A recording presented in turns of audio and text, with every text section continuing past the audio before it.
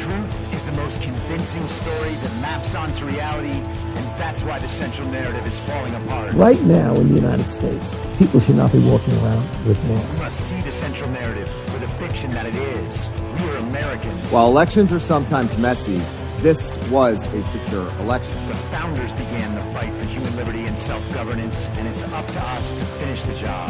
I'll tell you what, we are in a truth emergency right now. This is the end game.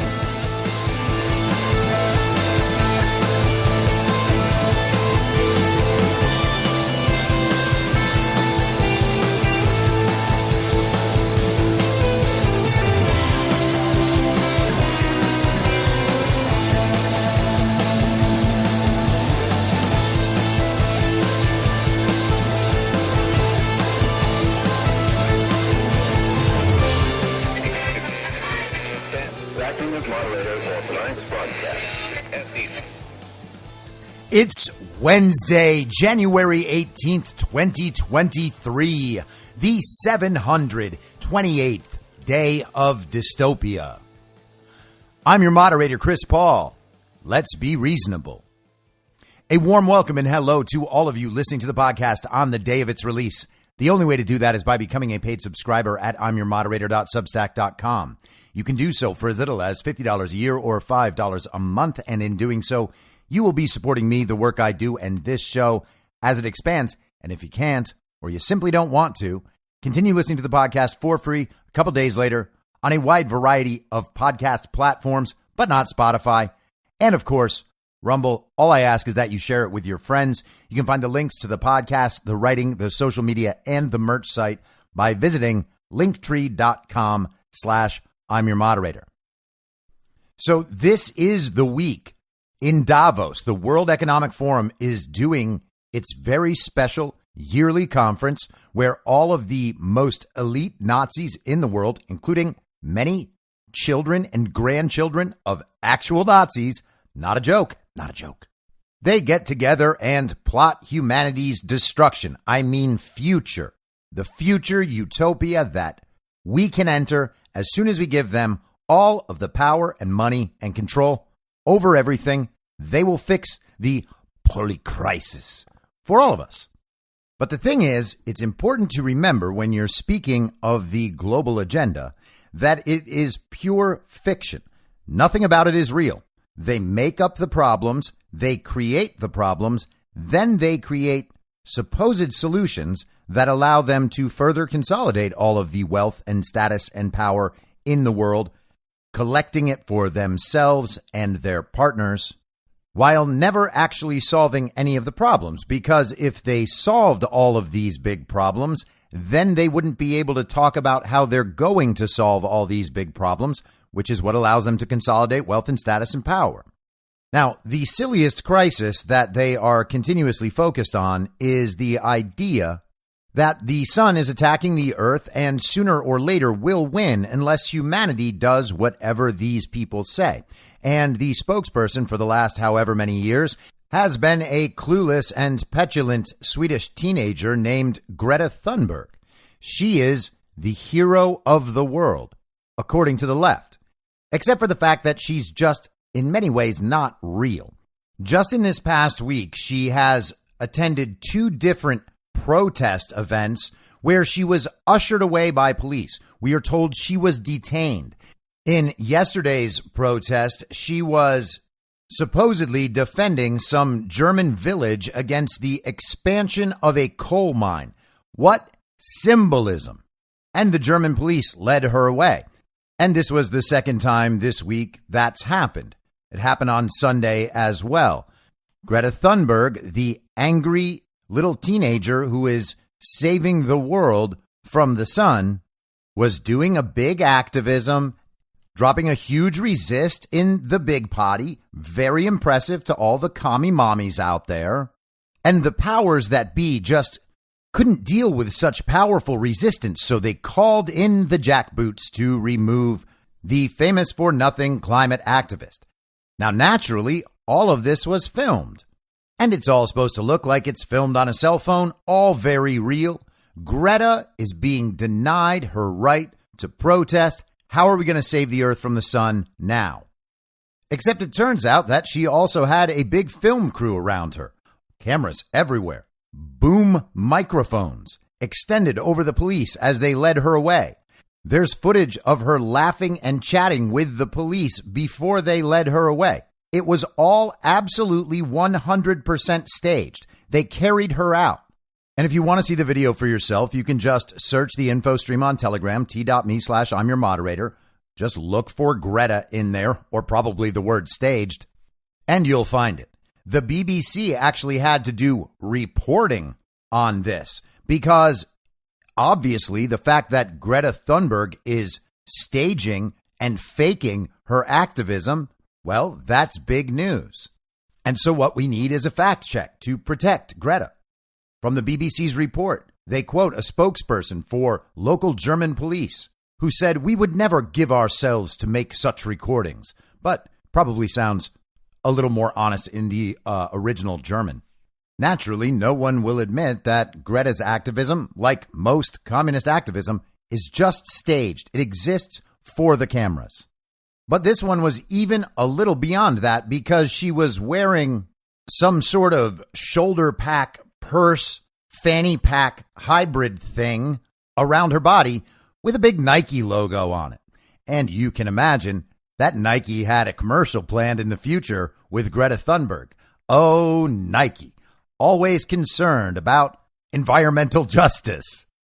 If they end up still using that footage for a Nike commercial, I am going to laugh until the end of days.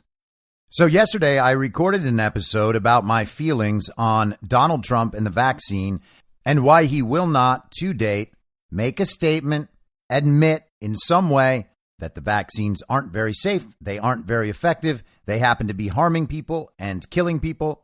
And how can Donald Trump allow that to continue?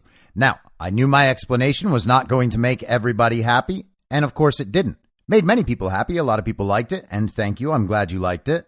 But I also got some feedback saying, essentially, aren't you a little worried that you're always defending Trump on pretty much everything? And to that I say no. And I have these conversations often with good friends of mine who are on my side, but also that I take these things too far sometimes. And that's just fine for people to feel that. And those critiques often go, can't you admit that Trump did the wrong thing here? Can't you admit that Trump did the wrong thing here? Can't you admit that Donald Trump would be a more attractive politician to a wider segment of the population if he did X or Y or Z, if he curtailed his language or his tweeting, if he talked less about himself and more about the movement? And I get why people say that. But my answer is still no. Because here's the thing. A lot of the interpretation, a lot of the baseline interpretation that spreads throughout culture about what it is Donald Trump has done, what the actual events are, what Donald Trump's role in those events is, and how we should perceive Donald Trump after these events, these statements, when we analyze his role, is shaped by the story the media is telling us and by the impressions, often derived solely from media, about who Donald Trump is and what he represents. And at the end of the day, a lot of those discussions go back to Donald Trump being a narcissist, both historically and in the present, being somehow too weak, not smart enough, or not competent to surround himself with the right people, let's say, or make the right decision in a tough situation. Now, I understand all of those complaints, and at face value, those complaints might be right. But I'm not interested in face value interpretations, and I'm not interested in casting judgment about face value interpretations. I want to understand what's actually going on. And so to do that, you need to apply certain heuristics. You need to use different lenses to view these situations and these events. And I'm committed to trying to understand these things on multiple levels to see what makes the most sense, what continues to map onto reality, which theories have predictive quality. How can we best guide our world? Now, I often say that I analyze everything not on whether I think it's good or bad, or that the immediate consequences seem good or bad, helpful or harmful. I only care about whether or not things promote the awakening on a mass scale or hinder that awakening. And so I believe that a lot of the things Donald Trump does, quote unquote, wrong, or instances where he has, quote unquote, failed, actually push the awakening forward. And I believe that that is absolutely necessary to accomplish the overall goal, which is society-wide awakening so we can take this country back for the people. It's not about Donald Trump. It's about the end goal. My goal is not to convince people to like Donald Trump as fast as possible, and I don't think that's Donald Trump's goal either.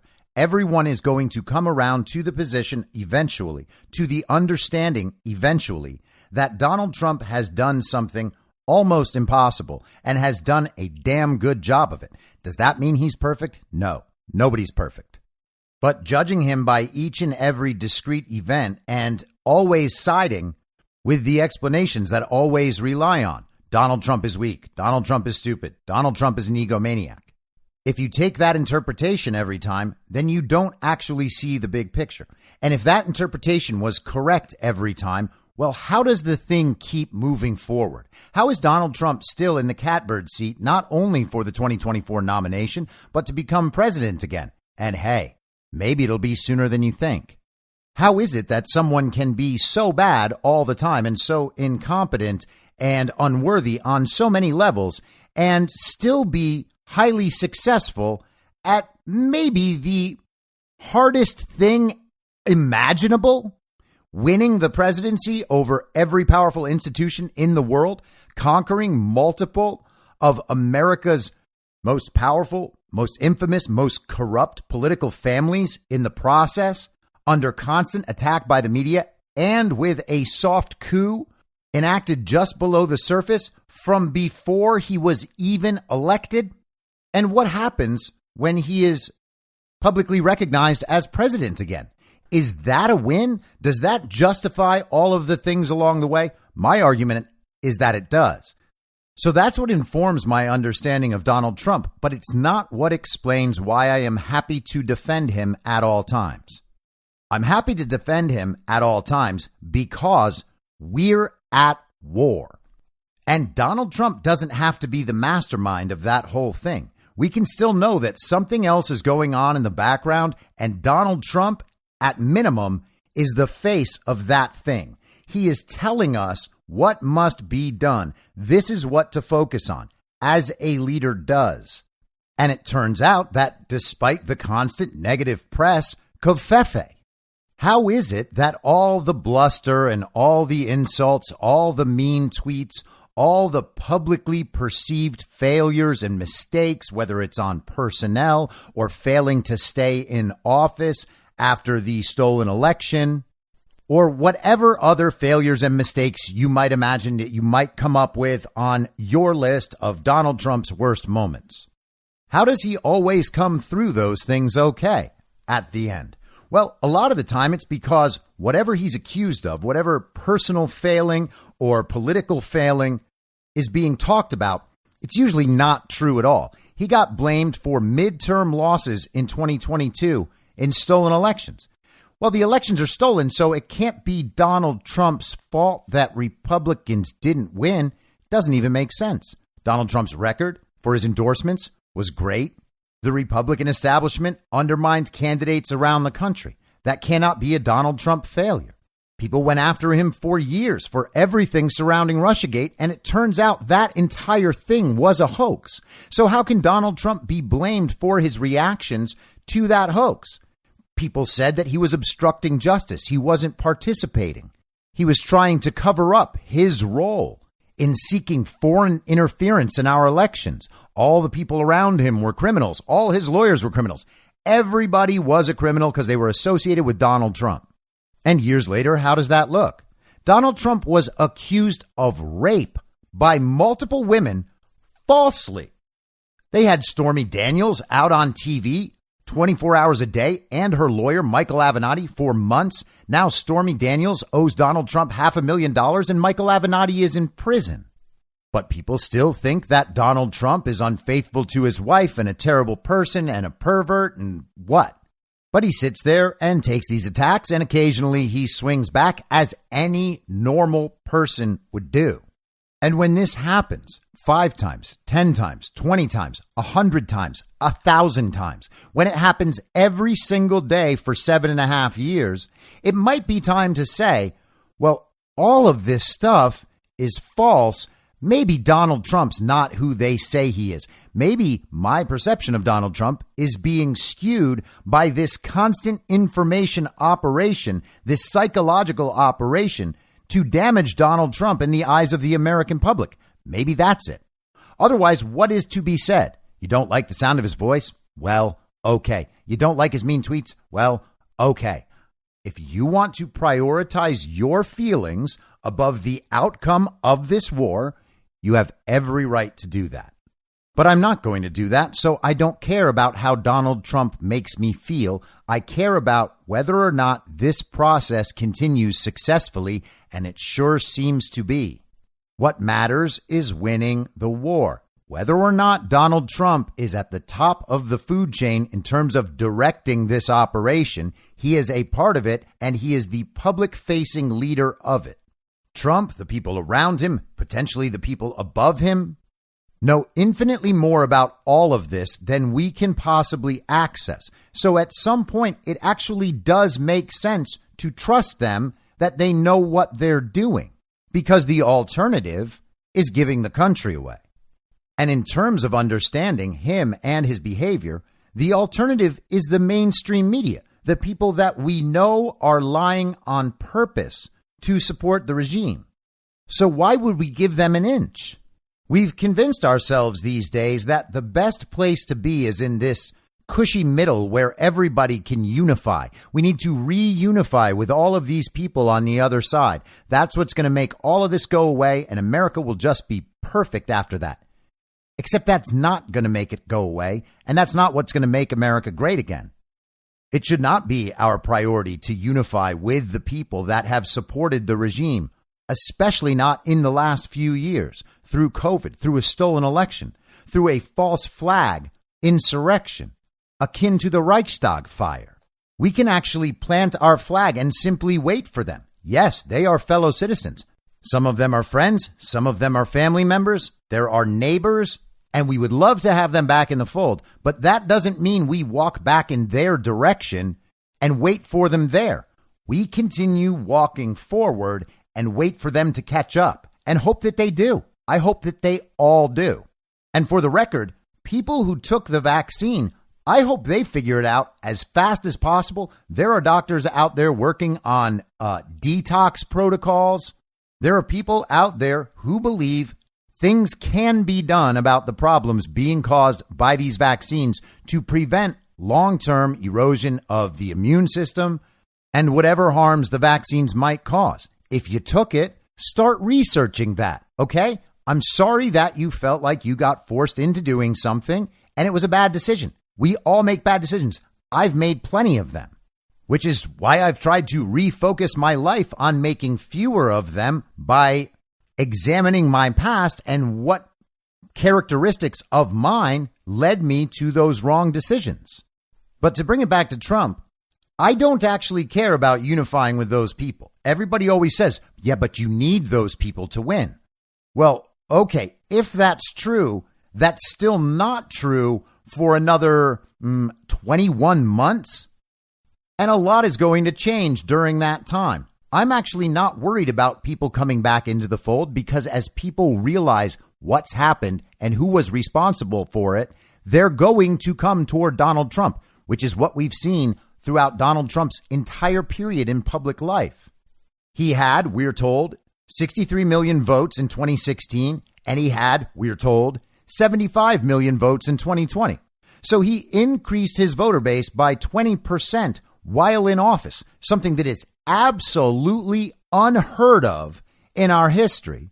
And we're supposed to believe that he is not leading. He's not attracting new people to the cause. It's exactly what he's doing. And he may not be doing it in a traditional way and one that appeals to consumers of mainstream culture, but it is happening. And the people are coming toward him because they know what he's doing and what he represents.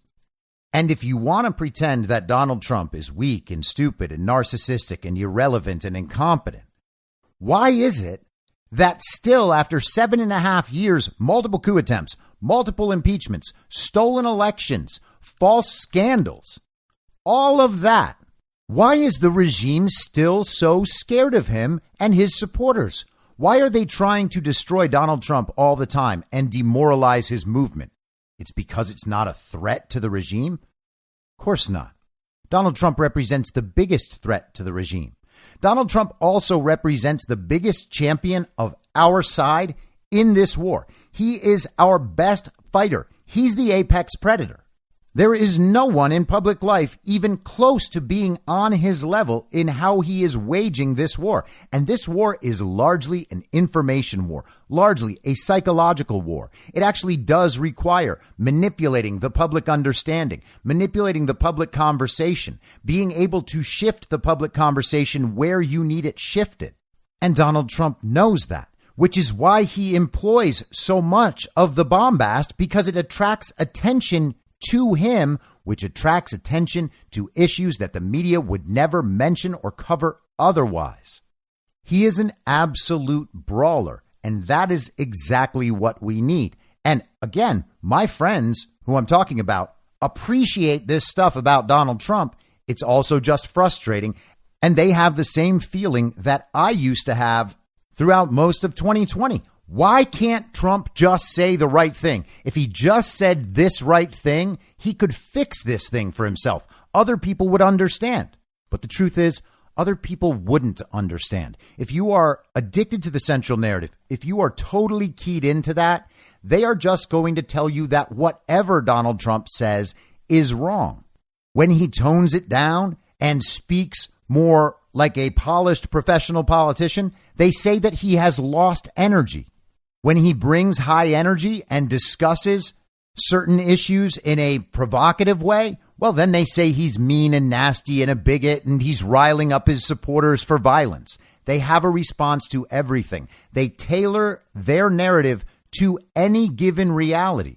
So there's no point in helping them do that. We have this idea that somehow credibility is a product of some sort of feigned objectivity, and that's what it is. It's feigned. There are plenty of people who call themselves conservatives, and they make a career out of sometimes saying that Trump is good so that Trump supporters are like, oh, maybe this guy's on our side.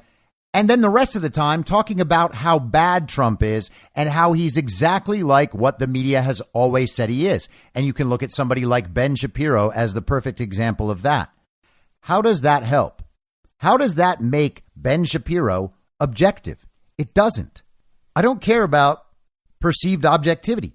I care about whether or not the things I say map onto reality and are useful, because those are the standards of actual truth. If the media claims that Donald Trump called fallen soldiers suckers and losers, it's not objective to say that there's no evidence that Donald Trump ever said that. But he could have said it because he does say some really stupid things. That's not objective.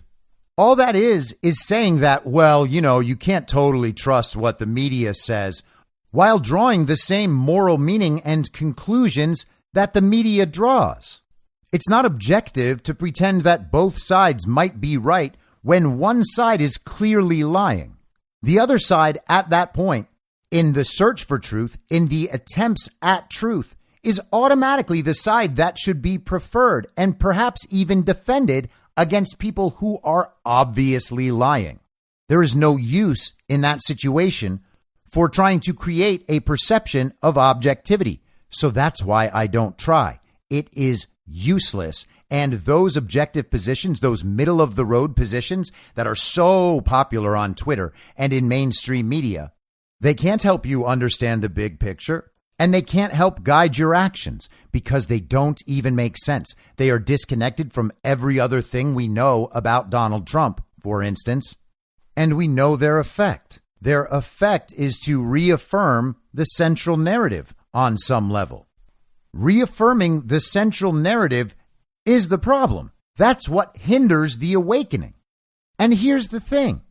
If we're at war and Donald Trump is our greatest champion, our greatest warrior in that war, then we are literally fighting against ourselves if we try to figure out all of these ways that we can say Donald Trump is bad. We are literally doing the work of the enemy at that point, and I'm not going to do that. So rather than doing that by default, I'm going to attempt to understand what Trump is doing in a different way that actually does make sense in a bigger picture point of view. And I don't know that I'm right. I'm not going to be right all the time, but I certainly think I'm generally right. I'm absolutely certain I'm directionally right about Donald Trump. Donald Trump is not that awful person that he is made out to be in the media, and that too many Trump supporters and Trump voters simply accept must be partially true. There's no reason why that must be partially true.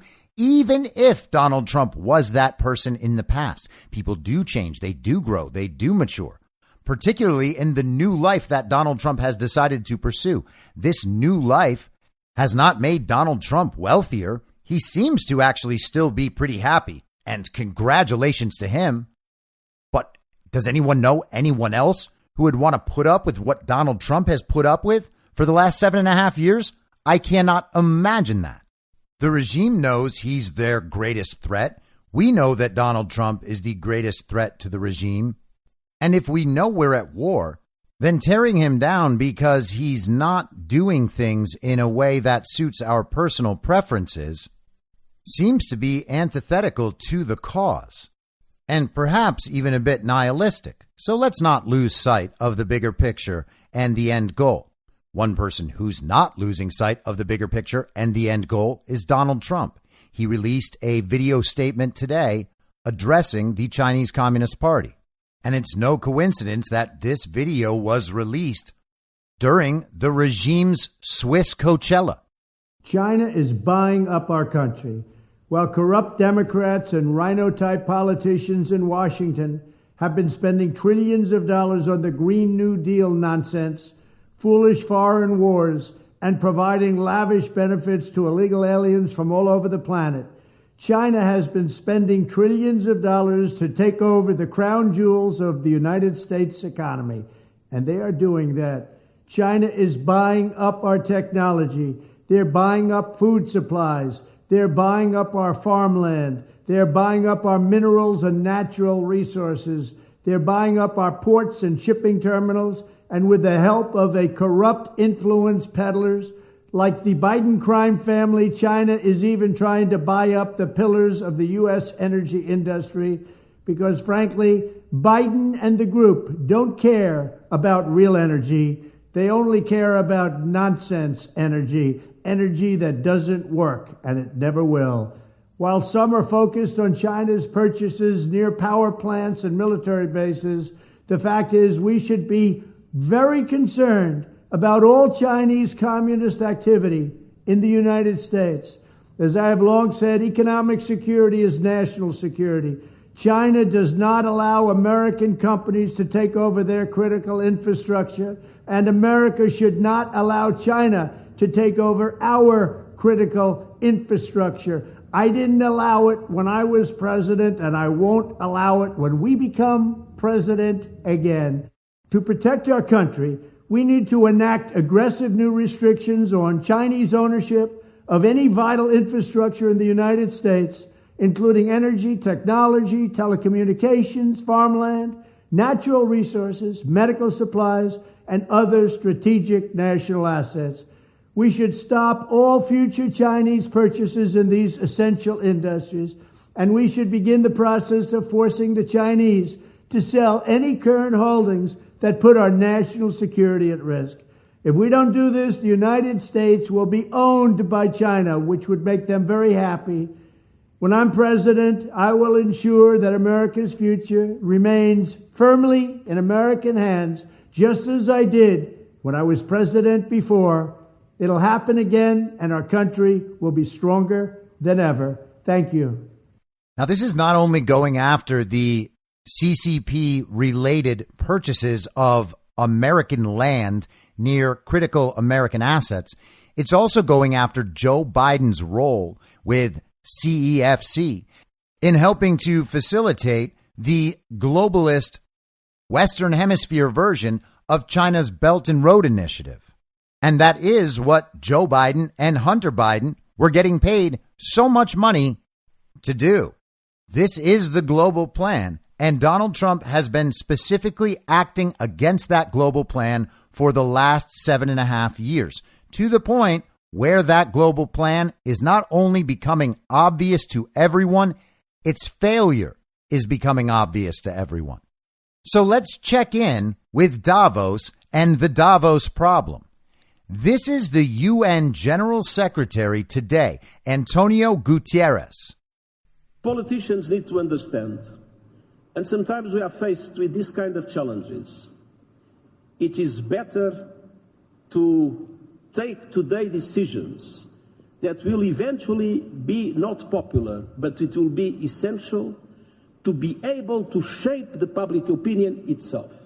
The Secretary General of the United Nations just said to the global elite that they need to make decisions that will not be popular, but they need to make them because in the future they're going to shape the public's mind about these things, and their agenda, of course, will be accepted by everyone. And the reason is because no one's going to have any choice, at least in their model. Their agenda is total control. They want to control where you can go, when you can have electricity. They want everyone monitored with their health records, their vaccine subscription status, their social credit score, and their central bank digital currency, all on one app that they can also control. So it's okay to make unpopular choices because if the people don't go along, then they simply can't participate in life. They're going to have to go along. And hey, if it takes them a while to get on board, well, that's what stolen elections are for.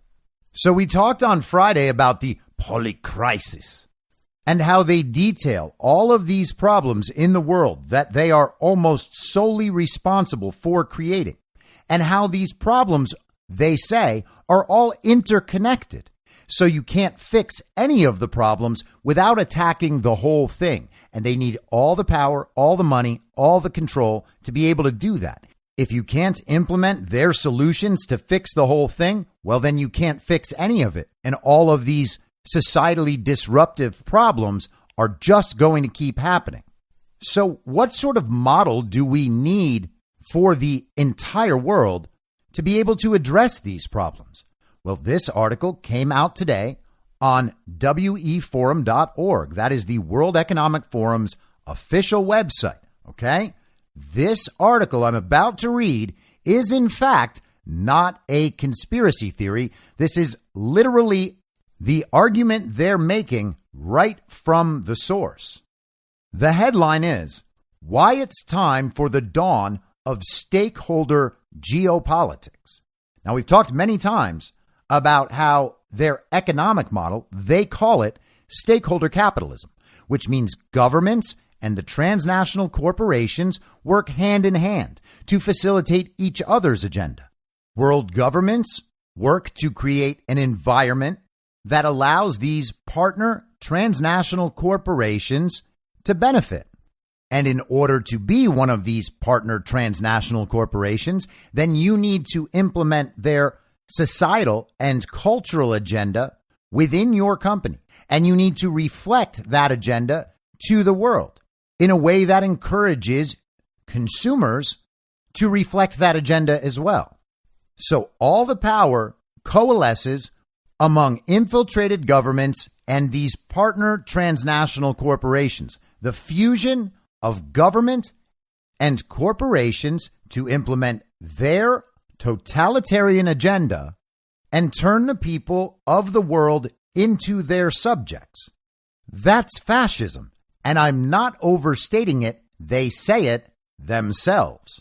They just call it stakeholder capitalism, so no one will ever think, oh, hey, isn't that fascism? What about state capitalism in China?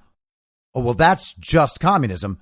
The party responsible for implementing it in China is literally the Chinese Communist Party. Capitalism for the benefit of certain stakeholders isn't capitalism, certainly not free market capitalism. Capitalism in conjunction with the state is definitely not capitalism. But now we're going beyond stakeholder capitalism. Now we need stakeholder geopolitics. Over the last few years, the world has experienced a gradual slide from cooperation to competition to conflict. The post-Cold War international order has been replaced, first by a period of intensifying global rivalry, and then by war in Europe. In this new and unsettled era, world leaders must adapt their understanding and practice of geopolitics because time is running out to address critical global challenges. In a year that began with conflict and warning signs of geoeconomic fragmentation, it was remarkable that November 2022 delivered a restoration of U.S.-Chinese climate dialogue, a reaffirmation by the G20 of the need for economic cooperation, and an agreement at the UN Climate Conference in Egypt that provided historic, quote-unquote, loss and damage, climate adaptation funding for vulnerable countries. It's probably just a coincidence that all of this happened in November 2022 after the regime stole the American midterms. That's what restored the American and Chinese partnership? Got it. But such welcome news should not be taken as a sign that a retreat from geopolitical rivalry is underway or that a cooperative order can fully be restored. World powers still hold starkly different versions of what should guide global politics and are vying to shape the new world order accordingly. I didn't just make that up. That's there on the page, the World Economic Forum website. And remember, Klaus Schwab himself has bragged about how the World Economic Forum and its young global leaders have infiltrated governments around the world. You can go on the website, go to their partners, and read all of the partner corporations. You will see the names of companies that affect your everyday life all day long. I'm not making it up. It's right there. Shape the new world order accordingly. That's their words. For this reason, current efforts at cooperation could prove fleeting, giving way to new rounds of conflict. In such a turbulent geopolitical climate, the question becomes, what can a framework for durable cooperation look like?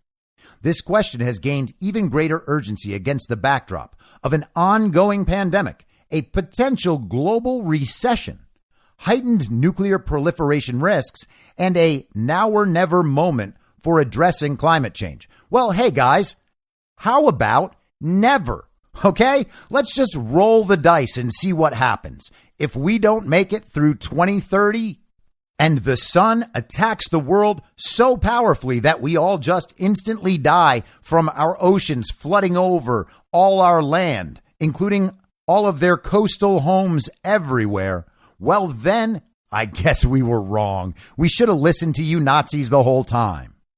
I actually feel kind of bad for them that they're thinking it's a now or never thing, like it's an option.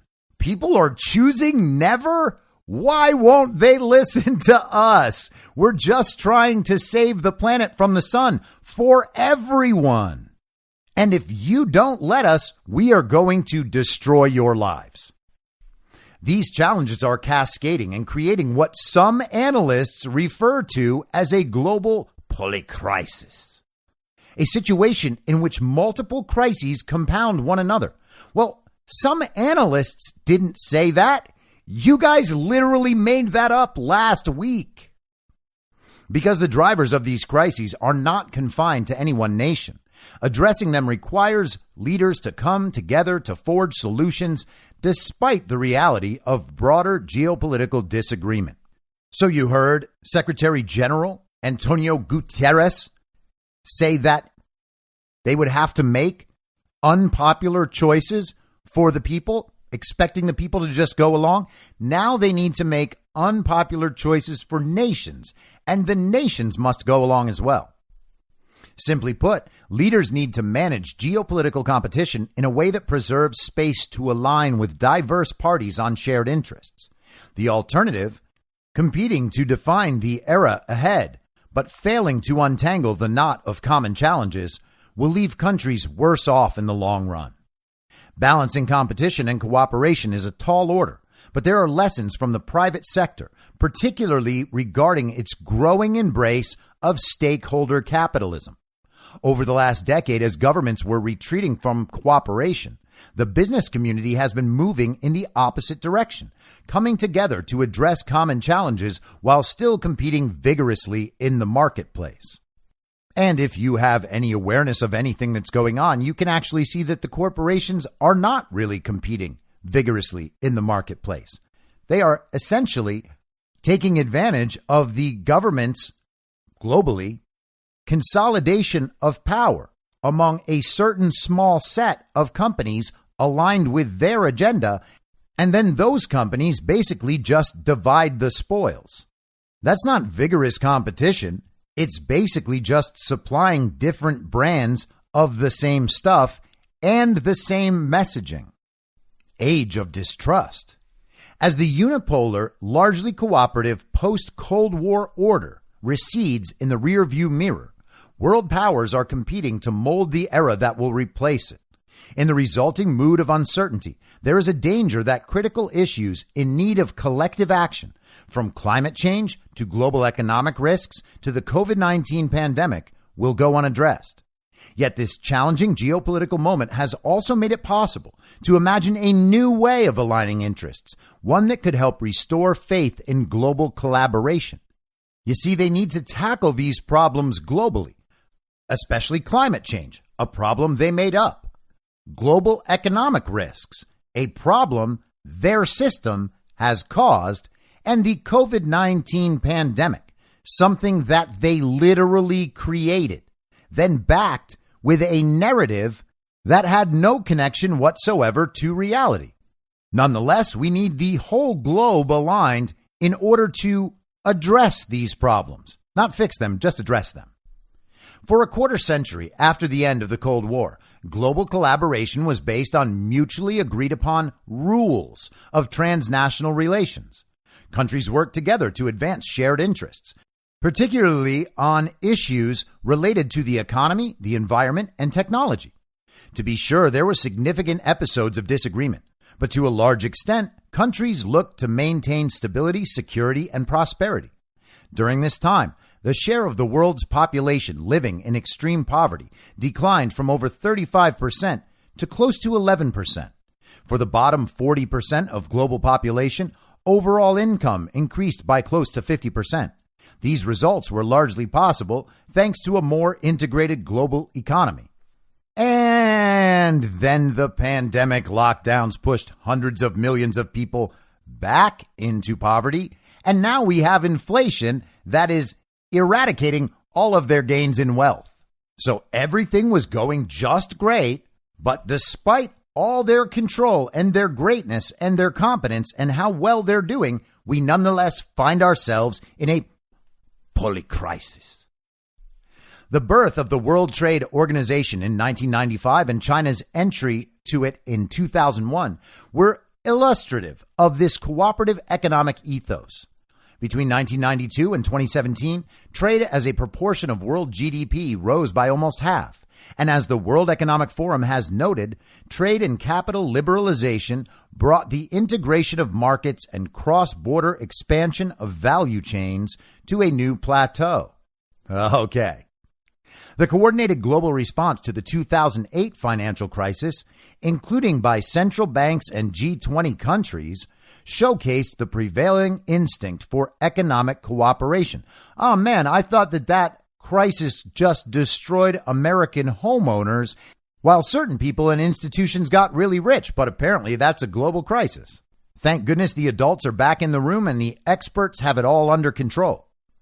On climate change, a similar sentiment was evident in the 2015 Paris Agreement, which committed 196 parties to advancing far-reaching climate targets and to, quote, enhancing international cooperation for climate action.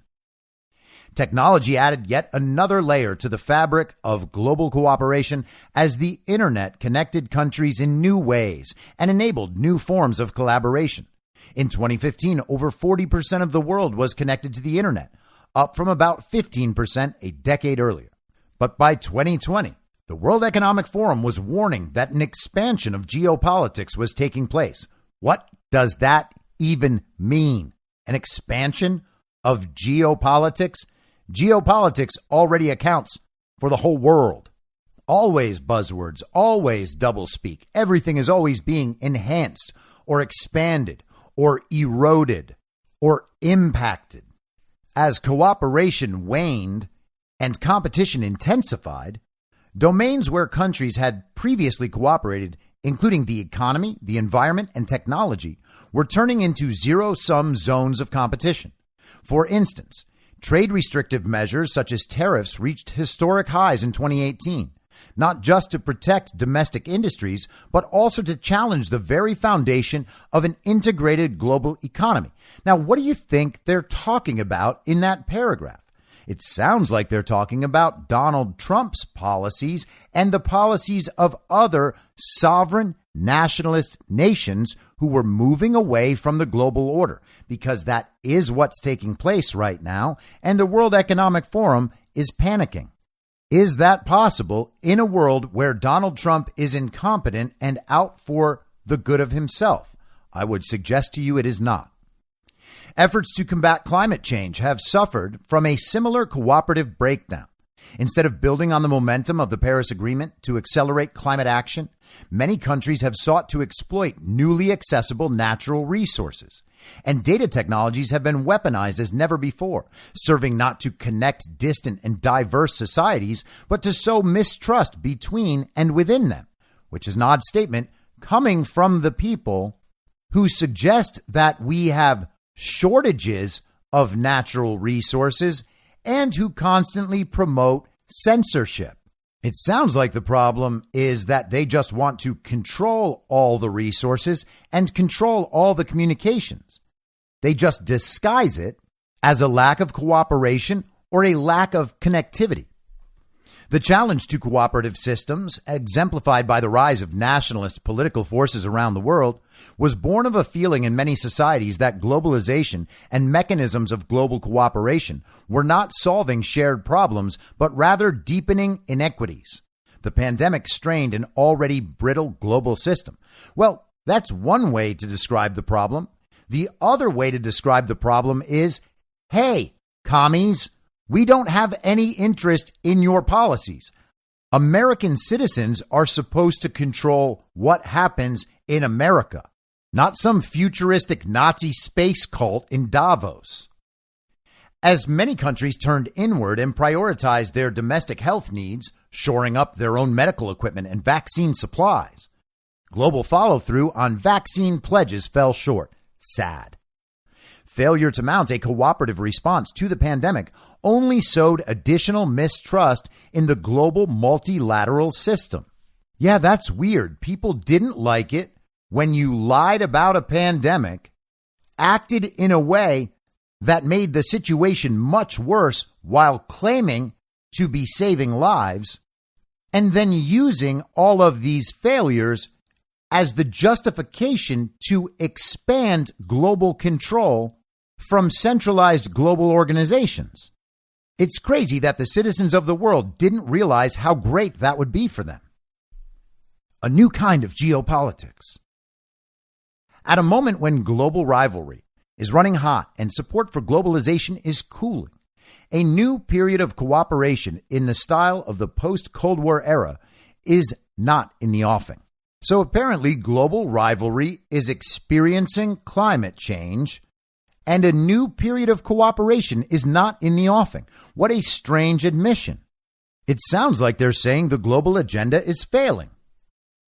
Still, there is room for a shared geopolitical compass that helps countries align with respect to common interests. Here, developments in the private sector are instructive. You got that? The corporations have figured it out. Over the past decade, the business community has made great strides towards solving shared problems while also increasing competitiveness in the marketplace. This has largely been accomplished through the adoption of stakeholder capitalism, which measures the value of a business activity not by its short-term profit, but by its impact on people and the planet. Multiple studies have shown that companies that take such an approach outperform companies that do not in terms of market capitalization. And what would you expect an ESG score to produce?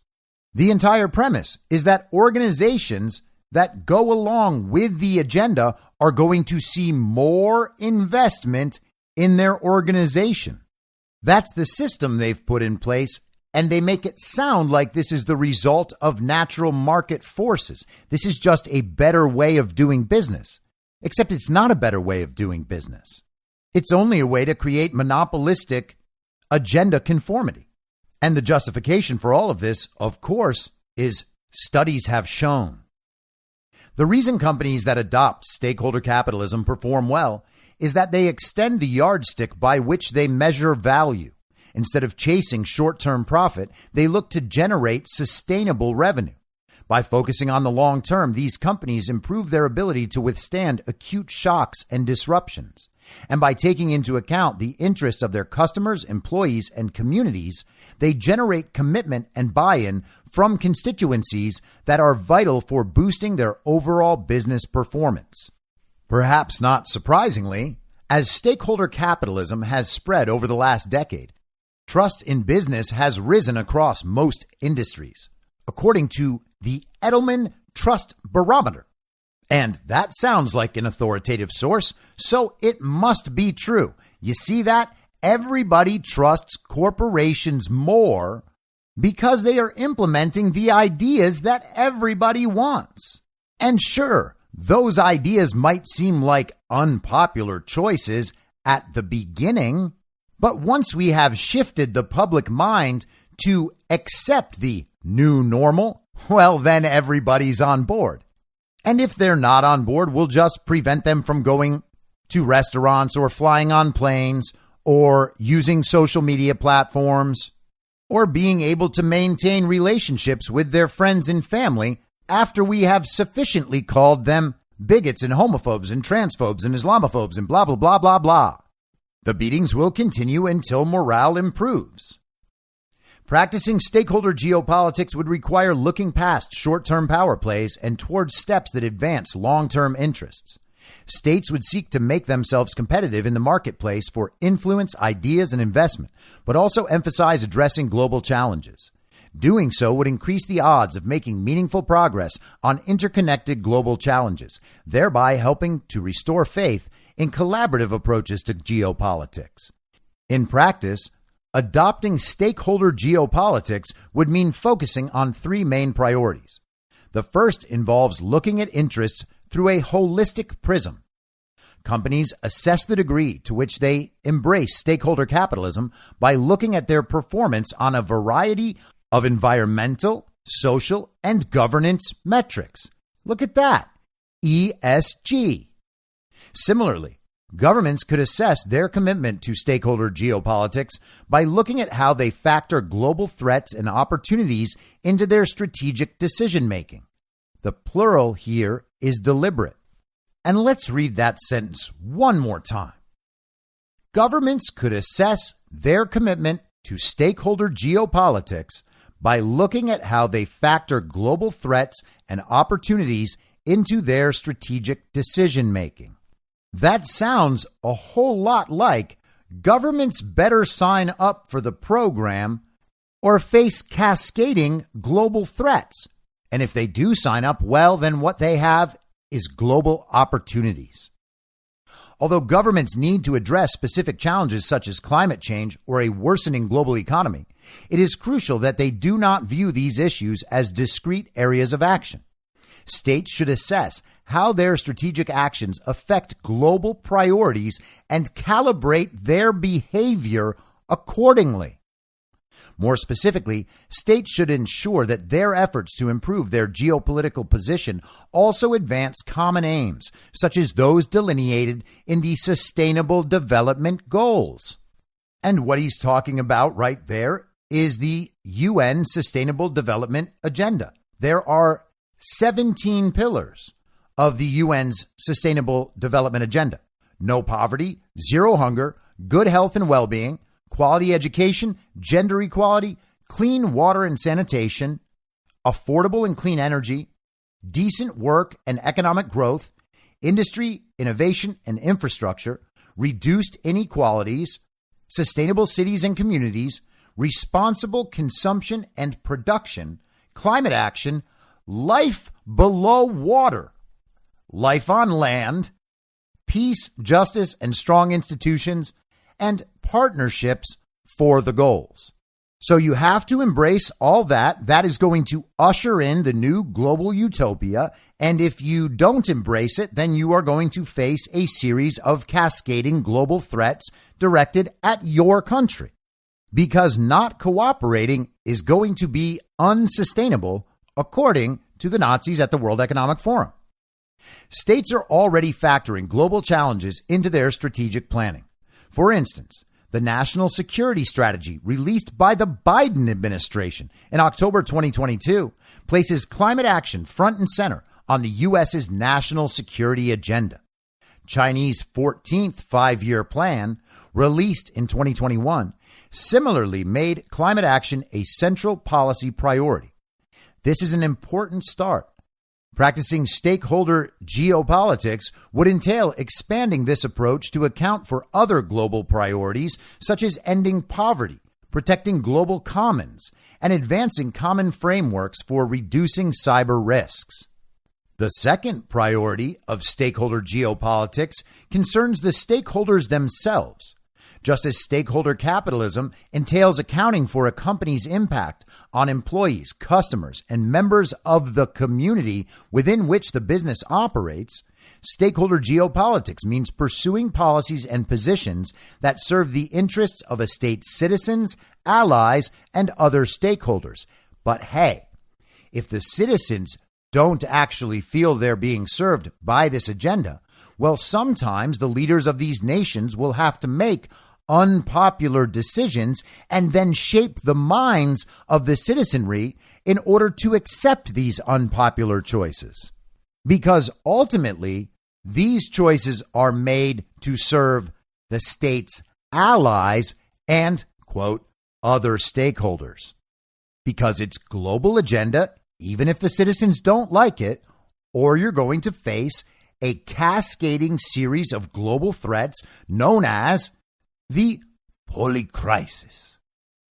At first glance, it may seem that practicing stakeholder geopolitics would require governments to put in place protectionist policies that aim to benefit their domestic constituencies. But the opposite is true. Protectionist measures often create disruptions that end up harming consumers and markets. Recently, the wave of global inflation has prompted a corresponding wave of protectionist measures, notably on food and fertilizers. But as politically appealing as these measures are, they harm almost everyone. So if a country is trying to protect its food and its fertilizer, the ability to actually grow food for the citizens of the country, what it's actually doing is causing problems for other countries. It's causing problems for the global agenda, and we just can't have that. They harm almost everyone, you see. If a country wants to protect its own people, they're doing so at the cost of everyone else, and they have to bear the moral burden of destroying lives all around the globe for not going along with the plan. The Declaration on Food Security made at a ministerial meeting of the World Trade Organization last June, in which leaders committed to avoiding export restrictions on food, offers a model for how governments could apply a stakeholder geopolitics lens to policy making. A growing number of global agreements already seek to advance the interests of diverse stakeholders. For instance, the African Continental Free Trade Area Agreement includes gender equality as an objective, and the Trade Area's Secretariat is preparing for negotiations over a protocol on women and youth in trade. Oh, that's good. Similarly, Canada, Chile, Colombia, Mexico, New Zealand, and Peru have signed the Global Trade and Gender Arrangement, which aims to, quote, promote mutually supportive trade and gender policies, and unlock new opportunities to increase women's participation in trade as part of broader efforts to improve gender equality and women's economic empowerment. And it's funny because I was just reading in Cosmo how that is what women have always wanted. Number one on last year's list of biggest turn-ons was participation in trade as part of a broader effort to improve gender equality. And I know, girls, you're just like, well, my husband can just forget about our anniversary this year. I've heard that stakeholder politics might unlock new opportunities for participation in trade. It's what I've always wanted. The final priority of stakeholder geopolitics is collaboration. Coinciding with the rise of stakeholder capitalism has been the formation of purpose-driven partnerships across the business community. For instance, the World Economic Forum's Alliance of CEO Climate Leaders, founded in 2014, brings together the CEOs of over 120 companies, some of which compete directly with each other, to set ambitious climate targets and reduce their companies' emissions. These partnerships make sense because they align parties, ensuring that actions are synchronized rather than at cross purposes, and help promote meaningful industry-wide action. Everyone has to participate in the agenda together. Promising, purpose-driven partnerships are taking shape on the geopolitical stage as well. At the 2021 UN Climate Change Conference in Scotland, the World Economic Forum and U.S. President Joe Biden launched the First Movers Coalition, which includes over 65 companies that have committed to purchasing emerging clean technologies. As part of this effort, the governments of Denmark, Germany, India, Italy, Japan, Norway, Singapore, Sweden, the UK, and the US have pledged to implement policies that will assist in commercializing these clean technologies. The coalition is a powerful example of how governments can come together to pursue common objectives. And thank goodness, don't you feel that your stolen vote was totally worth it now? A winning formula. The current moment of geopolitical uncertainty has arisen during what the UN has said must be a, quote, decade of action, end quote, on the Sustainable Development Goals. Falling short on these goals would have dire implications, causing poverty, hunger, and disease to rise, especially in developing countries. Climate efforts are similarly pressing. According to the 2022 UN Intergovernmental Panel on Climate Change, if the necessary actions are not taken, quote, many key risks are projected to intensify rapidly in almost all regions of the world, causing damage to assets and infrastructure and losses to economic sectors and entailing high recovery and adaptation costs. And that's an awfully strange thing to say about what's going to happen from the weather changing. What else do these crafty old Nazis have up their sleeve? Such outcomes would threaten stability and diminish prosperity, not sparing any country or economy, and they can only be prevented if leaders work together to forge solutions. But the fact that these challenges have arisen within, and in some cases because of, an already challenging geopolitical environment means that cooperation will not always be easy. Stakeholder geopolitics, which encourages countries to take a long-term view of strength and power, enables allies and adversaries alike to solve global problems cooperatively while remaining competitive. Ultimately, every country must decide for itself whether to practice stakeholder geopolitics, but doing so will yield shared progress on global priorities and, as a result, individual advantage. What you have just heard described is the worldwide fusion of government and corporations to enact this agenda decided upon by the world's wealthiest, most powerful people, combined with an outright threat against any country that fails to go along. Now, if you're content with owning nothing and being happy, then maybe this form of global fascism, I mean stakeholder geopolitics, is your thing. But if you actually like your country and the values your country was founded on, and you hope your country reflects those values again and on into the future, then defeating this is an absolute priority. So thank goodness we are blessed with a leader who understands that and fights against this relentlessly. These people admit that their project is backsliding, and they explicitly name the reasons: the policies implemented by sovereign nationalist leaders around the world, most particularly Donald Trump. Now, luckily, the global elite just simply aren't very smart.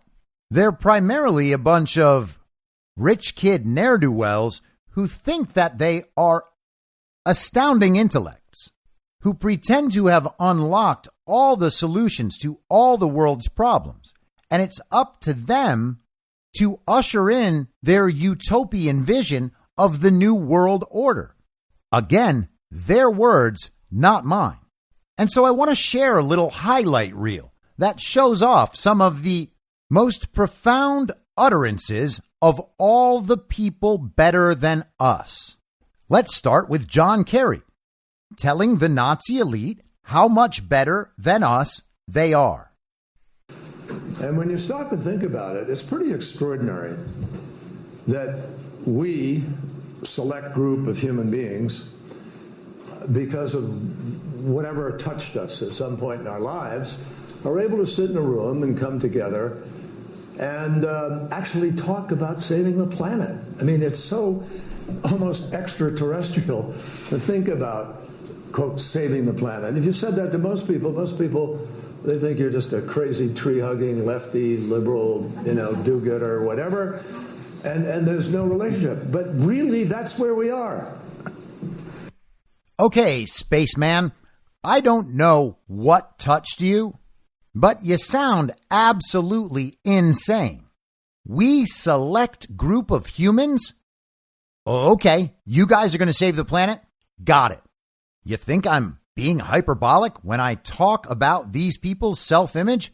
There you go. That's what it is. We are the most important people in the world, the only ones capable of saving the earth from the sun on behalf of everybody, and we promise to do it at some point after they give us all the money, the power, and the control. And if we don't do it, then what we'll need to do is ask for more money, power, and control. Here's the Secretary General of the UN, Antonio Guterres, talking about how much people should be allowed to say. When we grew up and read the papers, the editor took the pride in everything being correct in the paper. And now there's no editing. It's up to the individual to then assess if this is true or not. Yes, but there is a responsibility of the platforms. I mean, one can argue if we have something, as you mentioned, in the media, and if someone is attacked in a way that is wrong, there is a possibility to go to the court. In social media, there is no responsibility. And I can understand the argument of social media platforms saying, well, this is put by people, so it's not our responsibility. But the truth is that the algorithms are made in such a way that they amplify in a preferential way a certain number of things.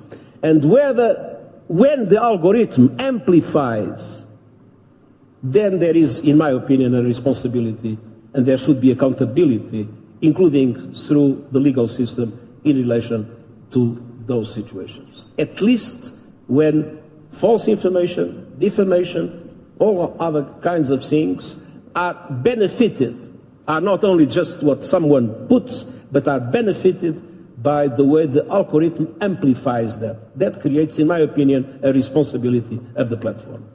The head of a global governing body demanding censorship. How great is that? Here's Chrystia Friedland, the actual granddaughter of a Nazi propagandist and also the Deputy Prime Minister of Canada, talking about Ukraine. There's a lot we can learn from what Ukraine is doing right now. And that is ultimately the reason that I think we should have a lot of confidence. I think Ukraine is teaching all of us, again, the true strength of democracy. Something that in good times, it's easy to not think about that much, Fareed. And I think what we see in Ukraine is people who are free, people who understand what they're fighting for, and I think very critically, people who have social solidarity. You know, it is so important that President Zelensky is there, that you have millionaires, multimillionaires, and their sons and daughters in Ukraine and on the front line. This is a fight of the whole country. So Zelensky and Ukrainian oligarchs are on the front lines of the Ukraine war, saving their democracy, those free people. And that's kind of a strange thing to say, you know, if you're not a Nazi, because what Zelensky is actually doing is banning all opposing political parties and whatever churches and belief systems he doesn't like. It's also worth noting that Ukraine's government has been overthrown by the global regime with the help of the United States twice in the last 2 decades. So the whole democracy thing there just doesn't fit normal definitions of democracy. What's that? You want to hear from election denier Al Gore about how the sun is attacking the earth? Well, okay. Bring these emissions down. And just to put the science in a slightly different context, people are familiar with that thin blue line that the astronauts bring back in their pictures from space. That's the part of the atmosphere that has oxygen, the troposphere, and it's only 5 to 7 kilometers thick. That's what we're using as an open sewer. If you could drive a car straight up in the air at interstate highway speeds, you'd get to the top of that blue line in 5 minutes. And all the greenhouse gas pollution would be below you. We're still putting 162 million tons into it every single day. And the accumulated amount is now trapping as much extra heat as would be released by 600,000 Hiroshima-class atomic bombs exploding every single day on the Earth. That's what's boiling the oceans, creating these atmospheric rivers and the rain bombs and sucking the moisture out of the land and creating the droughts and melting the ice and raising the sea level and causing these waves of climate refugees predicted to reach 1 billion in this century. Look at the xenophobia and political authoritarian trends that have come from just a few million refugees. What about 1 billion? We would lose our capacity for self-governance on this world. We have to act. So in answer to your question, I would say we have to have a sense of urgency much greater than we have yet had, and we need to make some changes. Science Guy is foaming at the mouth. Are the oceans boiling? I have not even heard that one before, and I have no idea what the hell a rain bomb is. But it sounds like Al Gore thinks he's Poseidon or something. All of these things are so scary. We just have to go along with their program. There's no other choice. There's no other rational choice. We just have to listen to these people. They're better than us. They're smarter than us. And they're certainly more moral. They want to fix everything for everyone. And they know the only way to do it. Because normal citizens, you have to understand, they only want to fix things for themselves. They could never align on those goals out of their own free will. The market could never influence those sorts of things. We need them all to be forced into doing the thing that the best people want. That's the only way to save us. Are you not scared enough yet? Well, how about this? We're here today to share the findings of the World Economic Forum's Global Security Outlook Report 2023. This is a result of research in collaboration with the forum's communities and our partner Accenture, in which we've interviewed and sought input from over 300 executives globally. The most striking finding that we found is that 93% of cyber leaders and 86% of cyber business leaders believe that the geopolitical instability makes a catastrophic cyber event likely in the next 2 years. Geopolitical instability causes cyber attacks, cyber events, perhaps even a cyber pandemic, and it's likely within the next 2 years. In fact, it sounds like the sort of thing that might impact the outcome of the 2024 American presidential election, but I'm sure it's totally unrelated. They can't predict a cyber event. I mean, they are doing it right now, but they can't predict a cyber event, even though they'll cause it, but they can't predict a cyber event. It's just like a global pandemic that totally emerged from a wet market from some bat in a cave. They can't predict it. They're just absolutely certain that one of them is going to happen soon. But here's the thing. If everyone just gets on board, if all of the countries around the world get on board and force their citizens to get on board, they're going to have to make some unpopular choices, but then they are going to mold the collective mind to accept those choices and actually love those choices. And in return, the citizens of the world are going to have things like their diets improved immeasurably with healthier, more sustainable, higher protein foods. Just check it out. It's a very important point that you are addressing. My daughter, 24, inspired me and said, "Dad, how can you advocate for these zero carbon value chains if you still eat meat?" And so I stopped eating meat. Now the math would say, well, you need to stop eating meat 11 years to compensate for a flight to Thailand. Yes, but if 1 billion people stop eating meat, I tell you it has a big impact. Not only does it have a big impact on the current food system, but it will also inspire innovation of food systems. And I predict that we will have proteins not coming from meat in the future. They will probably taste even better. So why are we trying to mimic meat if we can have a better taste? They will be zero carbon and much healthier than the kind of food that we eat today. That is a mission that we need to get on. I can inspire you to maybe look at an organization called EAT, easy to remember, EAT, who have all the facts on this and who have the policies necessary, the innovations necessary, and the scale necessary in order to make food systems sustainable and healthy. Well, that sounds healthy, delicious, and sustainable. Everyone should visit the EAT Foundation's website. And if you do that, use the little search feature and type in insect protein and see what you get.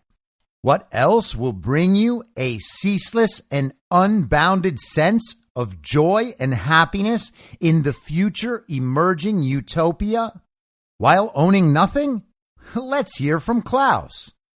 The Global Collaboration Village is a pioneering effort to use the metaverse for the public good, to create global cooperation and to strengthen global cooperation in the metaverse or using metaverse technologies. And we are pleased to create this Global Collaboration Village in cooperation with Accenture and with Microsoft. So the idea is to bring all the stakeholders, governments, business, civil society, together on a continued, sustained basis. This is the next phase, a global collaboration village inside the metaverse.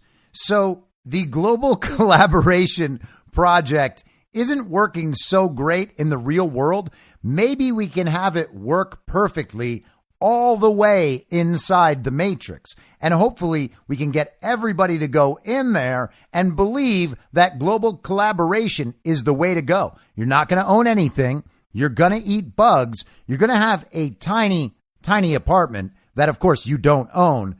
But when you're not working for one of the state-aligned corporations at your mindless, soul-crushing, never-ending days of toil, you can live in a fake world where everyone will get along.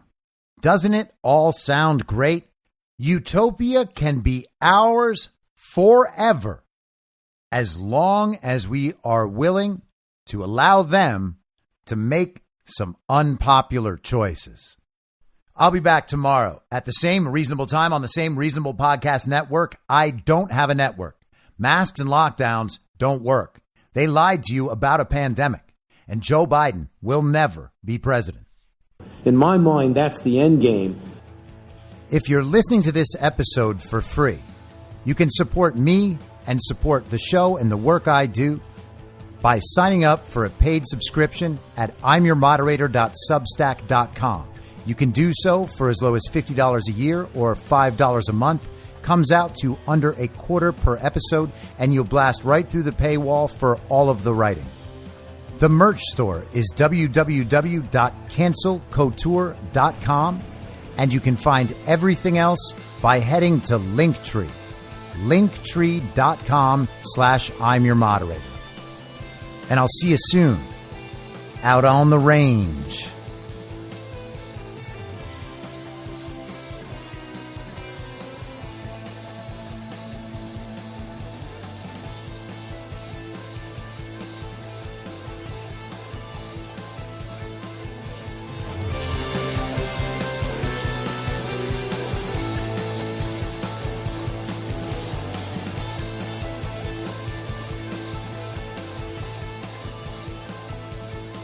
It's